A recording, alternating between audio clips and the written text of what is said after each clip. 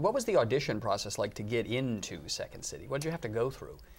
You know, they would have you do like 5 characters, just coming into it through a door and asking the information person at Marshall Fields, you know, where do I find, you know, men's socks or something. And you'd come in as 5 different characters. And they would throw the characters out to you, you know, come in as a drunk, you'd sort of make them up yourself. You do, yeah. And there were other sort of exercises that they'd put you through. They'd give you little suggestions, and then they'd mix and match people and try to have them improvise together.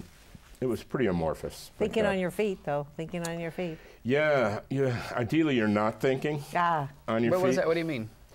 Well, they always say, I mean, there are performers who are just really so smart they can think and play. But they were, in the fundamentals for improvisation, you're always taught that the richest stuff comes from your creative center, and it comes from being involved in the where and the who and the now and listening.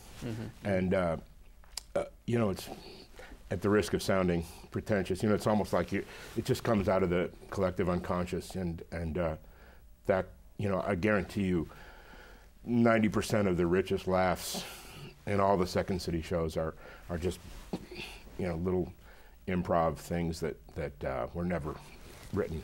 And as I say to Michael, saying yes.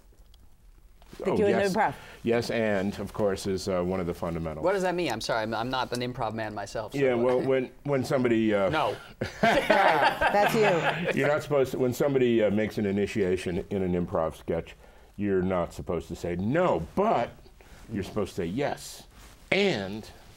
Is there any technique that you?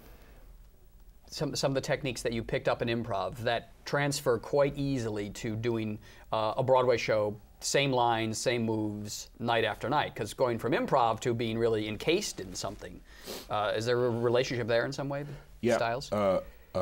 Focus, knowing how the scenes.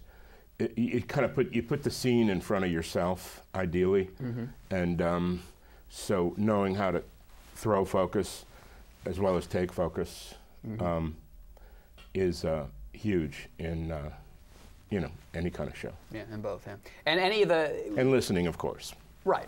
And I guess keeping it fresh. I mean, you're hearing lines for the first time that you've heard a million times that week. Well, yeah, and if you in improv, if you're not listening, you're toast. Right. If you're, that's why you're not supposed to be in your head thinking, because if you're thinking, you're not listening and relating to your fellow players.